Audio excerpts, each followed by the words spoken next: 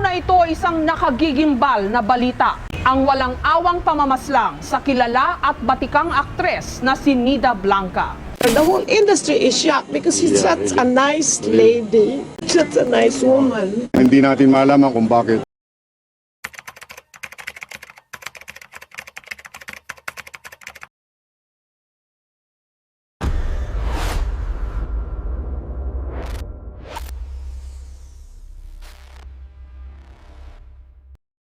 Noong November 7, 2001, nagising ang buong Pilipinas sa isang balitang yumanig hindi lang sa showbiz, kundi pati sa buong bansa.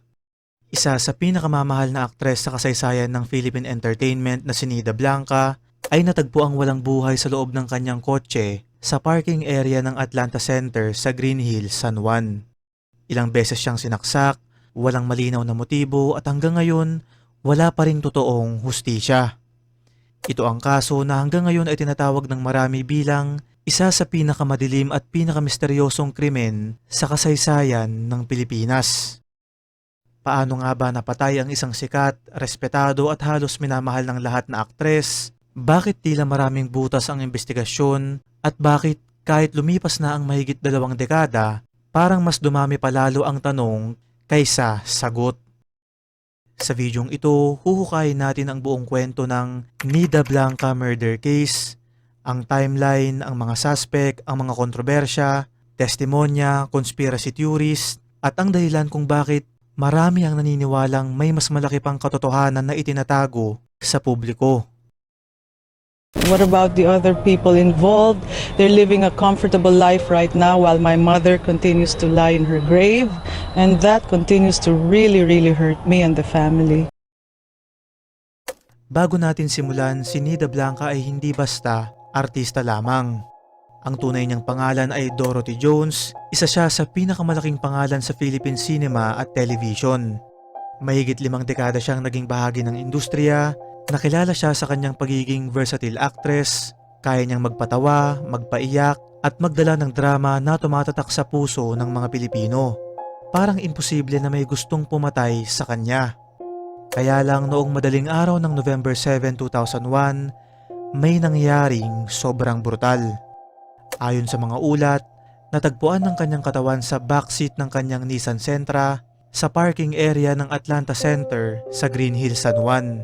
Marami siyang saksak sa katawan, may mga blood trail pa raw sa parking area na tila indikasyon na hinila ang kanyang katawan papunta dun sa kotse. At dito mga kaibigan, nagsimula ang isa sa pinakamagulong murder investigation sa Pilipinas.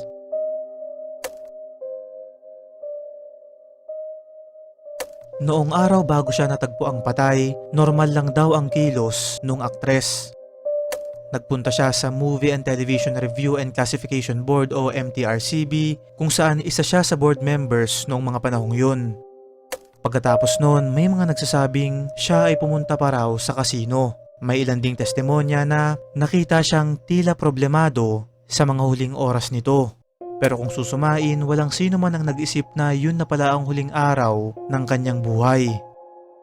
Kinabukasan, nakita na lamang ang kanyang dugo-ang katawan sa parking lot. Ayon sa medical legal findings, maraming saksak ang kanyang natamo. Ngunit may isang detalye na hanggang ngayon ay pinag-uusapan pa rin ng mga true crime investigators. May ilang ulat na nagsasabing posible raw na ang ilan sa mga saksak ay ginawa matapos siyang mamatay. Ibig sabihin mga kaibigan, maaaring may gustong magmukhang mas brutal ang krimen kaysa sa totoong nangyari. At dito nagsimulang mabuo ang samut-saring mga teorya. Simpleng robbery ba ito? Crime of passion? Professional hit? O may mas malalim na dahilan? Isa sa unang tinutukan ng mga investigador ay ang asawa ni Nida Blanca na si Rod Strunk. Ayon sa mga prosecutors, posibleng may problema raw sa kanilang pagsasama. May mga usap-usapan na may conflict tungkol sa pera, mana at relasyon. Lumabas pa ang alegasyon na inalis umano ni Nida Blanca si Rod sa kanyang will o mana. At dito lalong naging kahinahinala ang sitwasyon dahil ayon sa isang teorya, kung tuluyang mawawala si Rod sa inheritance, posible raw na mawalan siya ng malaking halaga ng pera kapag sila ay naghiwalay. Pero kapag namatay si Nida habang kasal pa sila, may posibilidad pa rin siyang makakuha ng parte ng ari-arian at ito raw ang naging posibleng motibo. Noong una itinanggi ni Rod Strunk ang lahat ng paratang laban sa kanya. Kaya lang hindi doon nagtapos ang misteryo.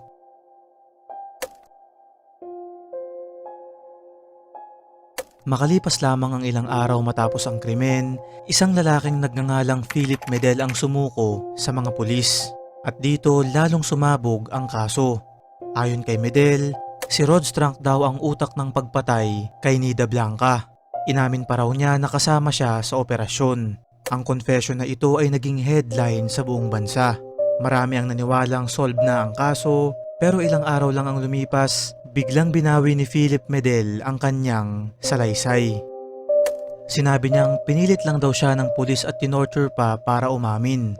Sa televised hearing noon, naging emosyonal pa si Medel habang ipinapakita raw ang mga marka ng umano'y pananakit sa kanyang katawan. At dahil dito, nagulo lalo ang kaso. Totoo ba ang unang confession niya o scripted lang ang lahat?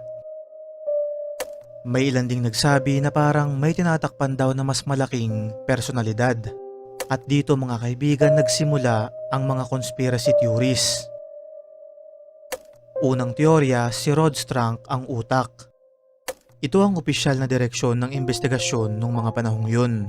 Ayon sa prosecution, may financial motive si Rod. May marital problems at may testimonya na nagtuturo sa kanya bilang mastermind.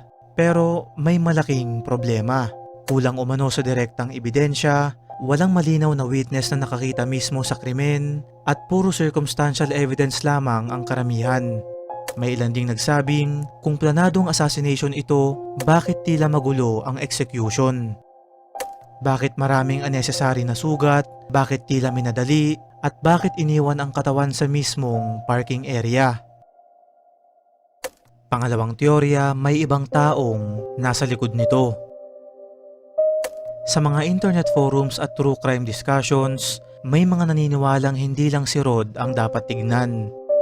May mga haka-haka tungkol sa gambling o sugal, may nagsasabing may mga taong posibleng may utang kay Nida. Ayon naman sa ilan, may ibang connections na hindi kailanman inilabas sa media. Hindi ito napatunayan, pero dahil kulang ang closure sa kaso, patuloy pa ring lumalabas ang iba't ibang mga teorya. At pangatlong teorya, may malaking tao raw na sangkot. Ito ang isa sa pinakapopular na conspiracy theory. Ayon sa ilang observers, tila raw napakaraming inconsistencies sa investigasyon. May mga suspects na namatay, may mga ebidensya raw na tila nawala, at para sa ilan, parang may puwersang gustong pigilan ang buong katotohanan na lumabas. Walang konkretong ebidensya rito, ngunit hanggang ngayon buhay pa rin ang teoryang ito sa mga true crime communities. Dito mga kaibigan pumapasok ang kakaibang detalye ng krimen. Isa sa pinaka-pinag-usapan sa kaso ay ang blood trail sa parking area. Ayon sa ilang reports, may bakas daw ng dugo na tila nagpapakita na hinila ang katawan ni Nida bago inilagay sa kotse. Kung ganon, makakabuo tayo ng tanong na saan nga ba talaga siya unang pinatay? Sa loob ba mismo ng kotse, sa parking lot o sa ibang lugar? May ilan ding nagsasabing tila kakaiba raw ang positioning ng katawan. At dahil walang malinaw na CCTV noon sa lugar, maraming mahalagang detalye ang hindi na na-reconstruct ng investigators. Isa pa sa nakakadagdag ng hiwaga ay ang parking area mismo. Madilim, tahimik at ayon sa ilang ulat, kulang ito sa security. Kung iisipin, perpektong lokasyon para sa isang planadong krimen. Noong 2007, 5 taon matapos ang pagpatay kay Nida Blanca, isa pang nakakagulat na balita ang lumabas. Ito ay ang natagpuang patay si Rod Strunk sa California matapos umano siyang tumalon mula sa isang balcony sa Tracy Inn Motel. At syempre agad itong naging malaking usapan. Para sa ilan, ito raw ay senyales ng guilt, baka raw hindi na niya kinaya ang konsensya. Pero para naman sa iba, napaka-convenient daw ng kanyang pagkamatay.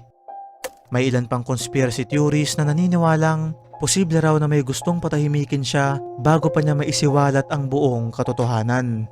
Walang ebidensya rito pero dahil sa dami ng misteryo sa kaso, hindi nawala ang mga ganitong haka-haka.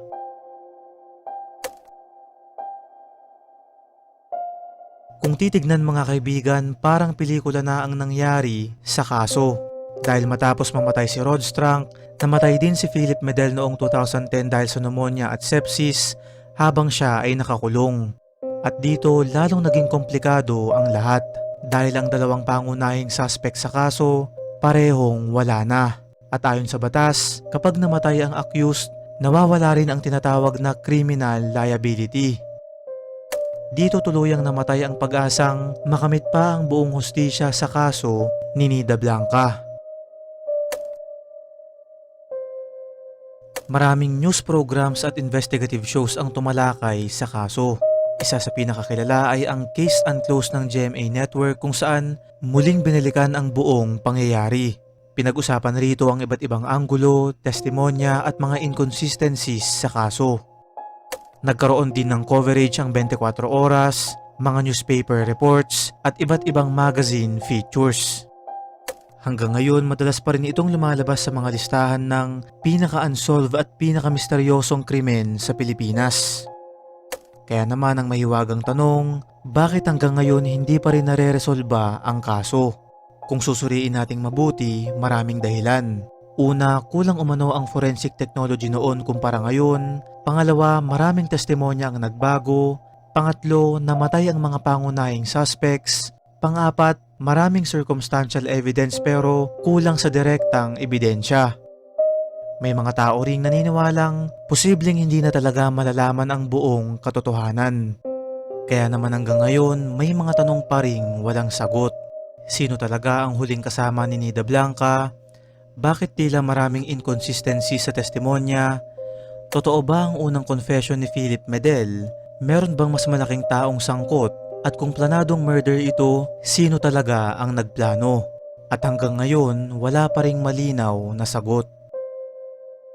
Mga kaibigan, mahigit 2 dekada na ang lumipas. Nagbago na ang showbiz, nagbago na ang Pilipinas, pero ang misteryo sa likod ng pagkamatay ni Nida Blanca ay parang nananatiling buhay. Isang kaso na puno ng tanong, puno ng conspiracy theorist, puno ng hiwaga at habang tumatagal, parang lalong lumalalim ang dilim sa likod ng katotohanan. Dahil minsan, hindi lahat ng krimen ay nasusolusyonan.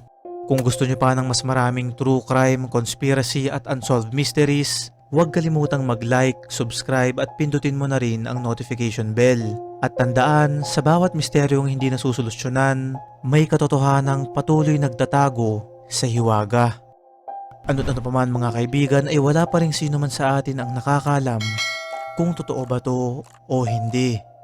Kaya nga sa atin ito lang ay isang hiwaga.